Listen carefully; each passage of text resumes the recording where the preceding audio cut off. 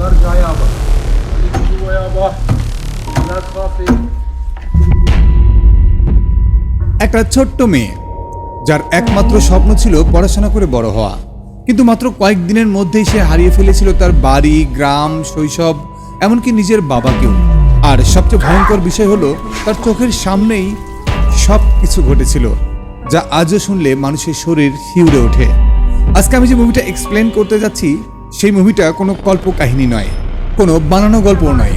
এটা ফিলিস্তিনের এক কিশোরের জীবনে ঘটে যাওয়া ভয়াবহ বাস্তবতার উপর ভিত্তি করে নির্মিত একটি মুভিটার নাম ফারহা। তো হাই, আমি মিকাইল ইসলাম, কোরিয়ান সিনেমিকাইল ইউটিউব চ্যানেলের নতুন আরও একটা ভিডিওতে আপনাকে স্বাগতম।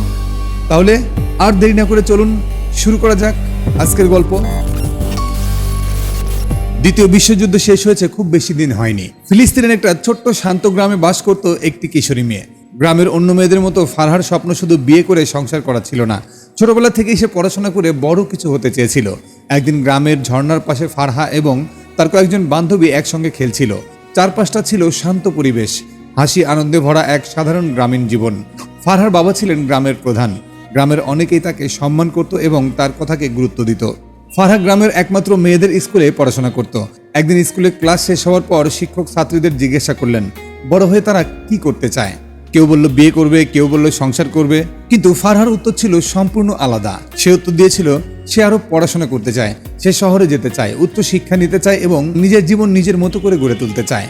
কিন্তু তার এই স্বপ্ন সবার ভালো লাগেনি। বিশেষ করে গ্রামের ধর্মীয় শিক্ষক বিষয়টিকে মোটেও সমর্থন করেনি। তার মতে মেয়েদের এত বেশি পড়াশোনা করার কোনো প্রয়োজন নেই। তবে ফারহা এসব কথায় দমে যাওয়ার মেয়ে ছিল না। স্কুল থেকে বের হওয়ার সময় সে দেখতে পায় তার চাচাতো বোন ফরিদা শহর থেকে গ্রামে এসেছে। শহরে যুদ্ধের পরিস্থিতি খারাপ হয়, আপাতত সে গ্রামেই থাকবে। ফারহা খুব খুশি হয়ে ফরিদার সাথে গল্প করতে শুরু করে। গল্পের এক পর্যায়ে সে ফরিদাকে নিজের মনের কথা জানায়। সে বলে তার সবচেয়ে বড় স্বপ্ন হলো শহরে গিয়ে পড়াশোনা করা। ফরিদা তার কথা শুনে খুশি হয়ে যায় এবং তাকে উৎসাহ দেয়। কিন্তু ঠিক তখনই দূর থেকে গাড়ির শব্দ ভেসে আসে আর দুজনই শব্দের দিকে তাকায়। কিছু সামরিক যান গ্রামের দিকে প্রবেশ করছিল।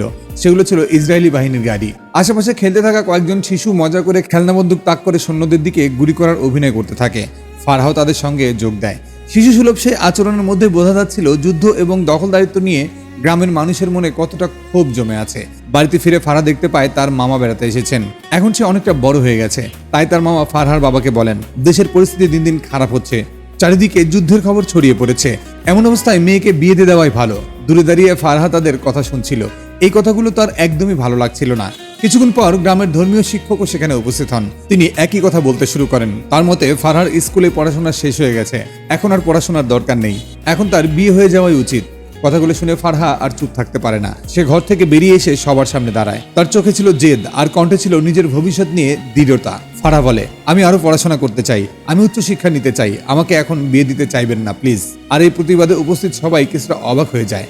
তার বাবা প্রথমে কিছুটা রেগে গেলেও তিনি মেয়ের স্বপ্নের গুরুত্ব বুঝেন। এদিকে গ্রামের এক যুবক প্রায় তাদের বাড়িতে যাতায়াত করত। তার নাম নাসের। ছোটবেলা থেকেই পারিবারিকভাবে ফারহার সাথে তার বিয়ের কথা ঠিক করা ছিল। তবে ফারহার জীবনে তখন বিয়ের চেয়ে বড় বিষয় ছিল তার স্বপ্ন। কয়েকদিন পর গ্রামেরই এক মেয়ের বিয়ের অনুষ্ঠান হয়। সেখানে ফারহা এবং ফরিদা একসঙ্গে যায়। চারপাশে আনন্দ, গান, নাচ আর উৎসবের পরিবেশ ছিল। প্রথমে তারাও আনন্দ করছিল, কিন্তু হঠাৎ করেই ফারহার মুখের হাসি মিলিয়ে যায়। তার মনে হতে থাকে হয়তো খুব শীঘ্রই তারও এমন বিয়ে হয়ে যাবে, আর সেই সঙ্গে শেষ হয়ে যাবে তার সব স্বপ্ন। সে হয়তো আর কখনো শহরে পড়তে যেতে পারবে না। বিয়ে শেষে তারা বাড়ি ফিরে আসে। বিয়ের অনুষ্ঠান থেকে আসার পর থেকেই ফারহার মন থেকে অস্বস্তিটা কাটছিলই না। চারপাশে সবাই যখন আনন্দ আর ভবিষ্যতের পরিকল্পনা নিয়ে ব্যস্ত, তখন সে শুধু একটা বিষয়ে ভাবছিল, তার পড়াশোনা, তার স্বপ্ন। আর সেই স্বপ্ন কি সত্যিই পূরণ হবে? পরদিন সকালে ফারহার বাবা তাকে ডাকেন। ফারহা কিছুটা চিন্তিত মন নিয়েই বাবার সামনে আসে। ফারহা ভেবেছিল বাবা হয়তো আবার বিয়ের বিষয়ে কথা বলবে, কিন্তু এবার তার জন্য সম্পূর্ণ ভিন্ন কিছু অপেক্ষা করছিল। ফারহার বাবা তাকে একটি কাগজ দেয়। প্রথমে সে বুঝতে পারেনি কাগজটা কিসের। কাগজটা হাতে নিয়ে ভালোভাবে দেখতেই তার চোখ বিস্ময়ে বড় হয়ে যায়। কাগজটা ছিল শহরের একটি স্কুলে ভর্তির আবেদনপত্র। কিছু মুহূর্তের জন্য ফারহা যেন বিশ্বাসই করতে পারছিল না। তার চোখ আনন্দে ভরে ওঠে। সে বাবার দিকে তাকায়।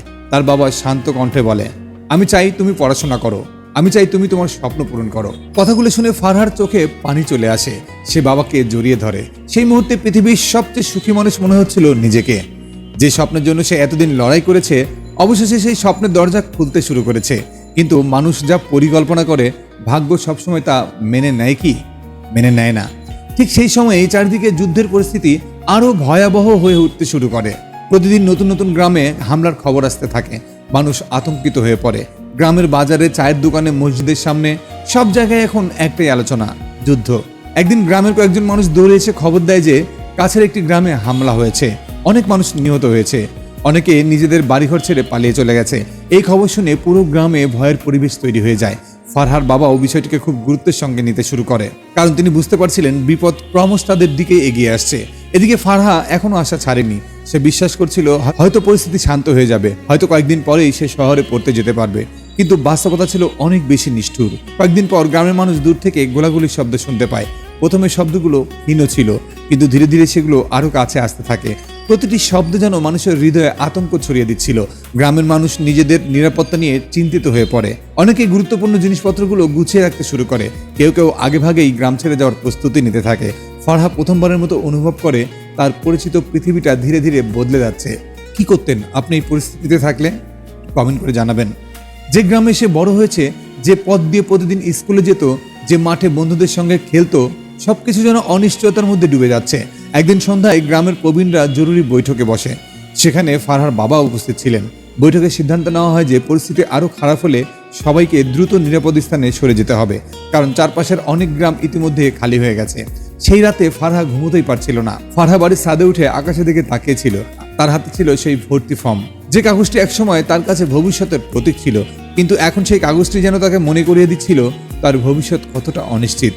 দূরে কোথাও আবার গোলাগুলির শব্দ শোনা যায়। ফারহা চমকে ওঠে। তার বুকের ভেতর অজানা এক ভয় কাজ করতে শুরু করে। আর ঠিক তখনই পরদিন সকালে এমন একটি খবর আসে যা পুরো গ্রামের ভাগ্য বদলে দেয়। ইসরায়েলি বাহিনী দ্রুত তাদের এলাকার দিকে অগ্রসর হচ্ছে, যে কোনো সময় হামলা হতে পারে। খবরটি ছড়িয়ে পড়তেই চারদিকে হাহাকার শুরু হয়ে যায়। মানুষ নিজেদের সন্তানদের নিয়ে ছোটাছুটি করতে থাকে। বৃদ্ধরা আতঙ্কিত হয়ে পড়ে, মায়েরা কান্না করতে শুরু করে। কেউ জানতোই না সামনে কি অপেক্ষা করছে। ফারহার বাবাও দ্রুত সিদ্ধান্ত নেয়। তিনি বুঝতে পারেন সময় খুব কম, কিন্তু সবচেয়ে বড় সমস্যা ছিল তিনি জানতেন না কিভাবে মেয়েকে নিরাপদে রাখবেন।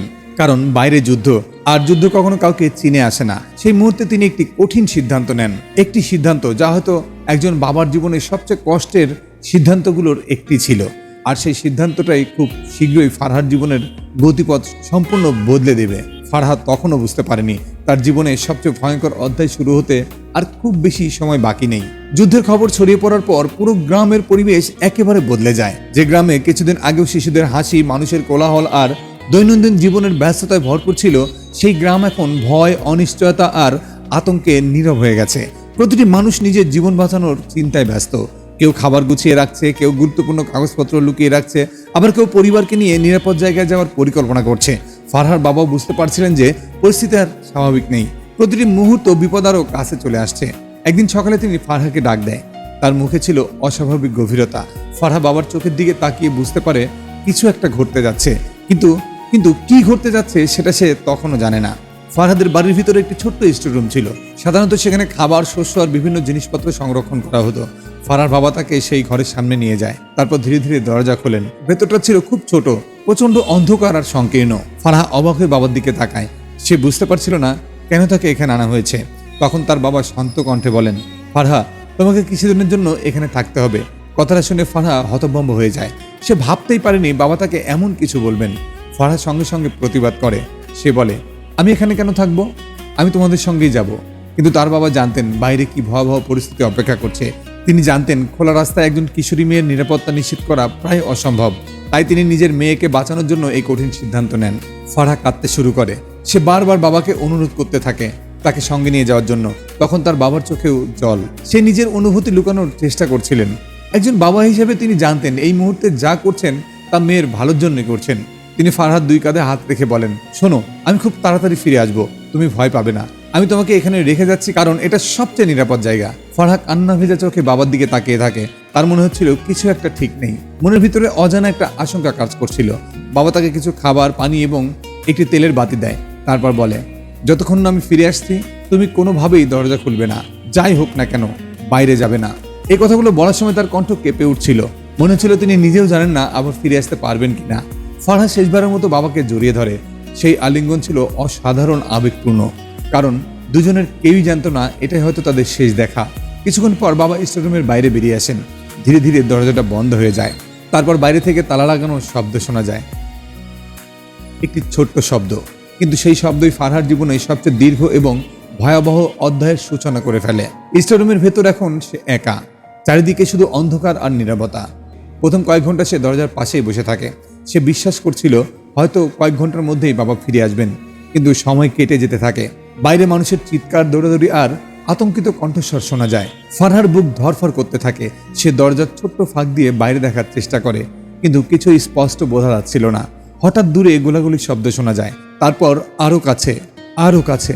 মনে হচ্ছিল যুদ্ধ এখন তাদের গ্রামে পৌঁছে গেছে। ফারহা ভয়ে কাঁপতে শুরু করে। সে এক কোণে গিয়ে বসে পড়ে, তার দুই হাত দিয়ে শক্ত করে নিজের শরীর জড়িয়ে ধরে। বাইরে তখন মানুষের চিৎকার ক্রমশ বাড়ছে, কারো কান্না, কারো সাহায্যের আর্তনাদ, কারো দৌড়ানো শব্দ। এসব শব্দ মিলে যেন এক ভয়ঙ্কর দুঃস্বপ্ন তৈরি হয়ে যায়। এর কিছুক্ষণ পর হঠাৎ সবকিছু আবার অস্বাভাবিকভাবে শান্ত হয়ে যায়। এই নীরবতাই যেন আরো ভয়ঙ্কর, কারণ অনেক সময় যুদ্ধের সবচেয়ে ভীতিকর মুহূর্তগুলো শুরু হয় গভীর নীরবতার পর। ফারহা নিঃশ্বাস বন্ধ করে বসেছিল। ঠিক তখনই সে শুনতে পায় ভারী বুটের শব্দ। ধীরে ধীরে শব্দগুলো বাড়ির দিকে এগিয়ে আসছে।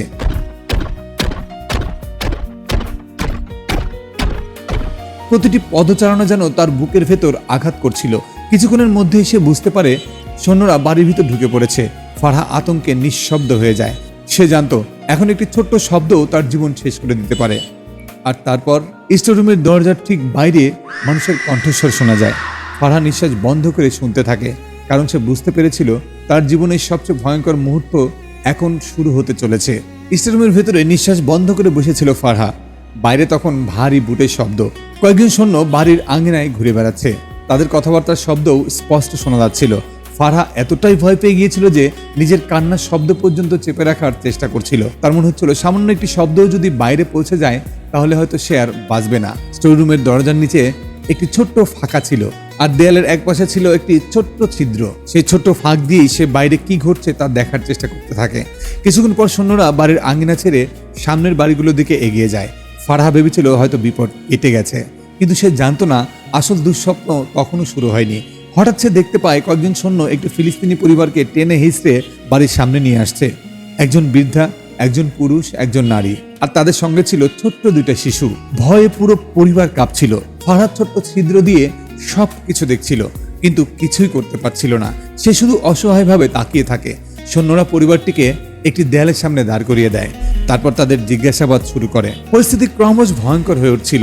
ফারহার বুকের ধরফরানি এত বেড়ে গিয়েছিল যে মনে হচ্ছিল শব্দটা বাইরে পর্যন্ত শোনা যাবে। কয়েক মুহূর্ত পর এমন কিছু ঘটে যা তার পুরো জীবন বদলে দেয়। সৈন্যরা হঠাৎ গুলি চালায়। একের পর এক গুলির শব্দ চারিদিকে প্রতিধ্বনিত হতে থাকে। ফারহা আতঙ্কে চোখ বন্ধ করে ফেলে। তার পুরো শরীর কাঁপতে শুরু করে। চিন্তা করেন, আপনি যদি ওইখানে থাকতেন আপনার কি অবস্থা হতো। একবার চিন্তা করে দেখেন। ফারহা যখন আবার চোখ খোলে তখন দেখে পরিবারটির সদস্যরা মাটিতে লুটিয়ে পড়েছে। চারিদিকে নিস্তব্ধতা, শুধু বাতাসের শব্দ আর মৃত্যুর ভয়াবহ নীরবতা। ফারহা নিজে মুখ চেপে ধরে কান্না থামানোর চেষ্টা করে, কারণ সে জানতো কান্নার শব্দ মানেই বিপদ, কান্নার শব্দ মানেই মৃত্যু। এরপর আরো হৃদয় বিদারক একটি ঘটনা ঘটে। ফারহা দেখতে পায় পরিবারটির একটি ছোট্ট শিশু তখনও বেঁচে আছে। শিশুটি ধীরে ধীরে নড়াচড়া করছে, নিজের মা বাবার কাছে যাওয়ার চেষ্টা করছে, কিন্তু আশেপাশে আর কেউ নেই। কেউ তাকে সাহায্য করার জন্য এগিয়ে আসেনি। এই দৃশ্য দেখে ফারহা সম্পূর্ণ ভেঙে পড়ে। সে চিৎকার করতে চেয়েছিল, দৌড়ে গিয়ে শিশুটিকে বাঁচাতে চেয়েছিল, কিন্তু সে বন্দী ছিল ছোট্ট একটা অন্ধকার ঘরের মধ্যে, যেখান থেকে বের হওয়ার কোনো উপায়ই ছিল না। দিন কেটে যেতে থাকে। একদিন, 2 দিন, 3 দিন। ফারহার কাছে সময়ের হিসাব ধীরে ধীরে হারিয়ে যেতে থাকে। তার খাবার কমতে শুরু করে, পানিও শেষের দিকে চলে আসে। ঘরের ভেতরে বাতাস ভারী হয়ে ওঠে। ক্ষুধা, তৃষ্ণা এবং ভয় সব মিলে তার অবস্থা দিন দিন খারাপ হতে থাকে। তবু সে একটা আশাকে আঁকড়ে ধরে বেঁচেছিল, তার বাবা। ফারহা বিশ্বাস করত একদিন বাবা ফিরে আসবেনই। দরজার বাইরে দাঁড়িয়ে বলবেন, ফারহা দরজা খোলো, আমি ফিরে এসেছি। কিন্তু সেই দিন আর আসেনি। প্রতিটা সকাল নতুন অপেক্ষা নিয়ে আসতো, আর প্রতিটা রাত সেই অপেক্ষাকে আরো দীর্ঘ করে তুলত। একসময় ফারহার খাবার পুরোপুরি শেষ হয়ে যায়, পানির শেষ ফোঁটাটুকু শেষ হয়ে যায়। দুর্বল শরীর নিয়ে সে মেঝেতে বসে থাকে, কিন্তু বেঁচে থাকার ইচ্ছা এখনো তার মধ্যে ছিল, কারণ সে জানতো যদি সে হাল ছেড়ে দেয় তাহলে তার বাবার সব ত্যাগ বৃথা হয়ে যাবে। অবশেষে অনেকদিন পর সে ঘর থেকে বের হওয়ার একটি উপায় খুঁজে পায়। দুর্বল শরীর নিয়ে সে স্টোররুম থেকে বেরিয়ে আসে। বাইরে এসে সে যে দৃশ্য দেখে তা তার হৃদয় ভেঙে চুরমার করে দেয়। চারপাশের পরিচিত গ্রাম আর আগের মতো নেই। অনেক বাড়ি ধ্বংস হয়ে গেছে, মানুষ নেই, শিশুদের হাসি নেই, কোলাহল নেই। সবকিছু যেন একটা বিশাল শূন্যতায় পরিণত হয়েছে। যে গ্রামে সে বড় হয়েছে সেই গ্রামকে সে আর চিনতেই পারে না। ফরহাদ ধীরে ধীরে হাঁটতে শুরু করে। তার হাতে তখনও ছিল সেই স্বপ্ন, সেই স্বপ্নটার আকাঙ্ক্ষা, সেই ভবিষ্যতের আশা। কিন্তু বাস্তবতা তাকে অনেক আগেই বদলে দিয়েছে। একজন স্বপ্নবাজ কিশোরী থেকে সে পরিণত হয়েছে যুদ্ধের নির্মম বাস্তবতার সাক্ষীতে। এভাবেই শেষ হয় ফারহা মুভির গল্প। কিন্তু বাস্তবে এই গল্পের যন্ত্রণা এখানেই শেষ হয় না। কিন্তু পৃথিবীর বিভিন্ন প্রান্তে আজও অসংখ্য শিশু যুদ্ধ, সহিংসতা এবং বাস্তুচ্যুত হওয়ার শিকার হচ্ছে। ফারহার গল্প তাদেরই প্রতিচ্ছবি। একটি হারিয়ে যাওয়া শৈশবের গল্প, একটি অসমাপ্ত স্বপ্নের গল্প, একটি মেয়ের বেঁচে থাকার সংগ্রামের গল্প। আর সবচেয়ে বড় কথা, এটি আমাদের মনে করিয়ে দেয় যে যুদ্ধ কখনো একটি মাটির জন্য হয় না। যুদ্ধ সবচেয়ে বেশি কেড়ে নেয় মানুষের স্বপ্ন, শৈশব আর ভবিষ্যৎ। যদি আজকের গল্পটি আপনাদের ভালো লেগেই থাকে কোনোভাবে, তাহলে ভিডিওটিকে একটি লাইক দিতে ভুলবেন না। আপনার মতামত কমেন্টে জানাতে পারেন। আর এমন আরো মুভির গল্প বাংলায় দেখতে চাইলে অবশ্যই কোরিয়ান সিনেমিকাইল আমার এই চ্যানেলটি সাবস্ক্রাইব করে পাশে থাকুন। তো আজকের মতো বিদায় নিচ্ছি, ভালো থাকবেন।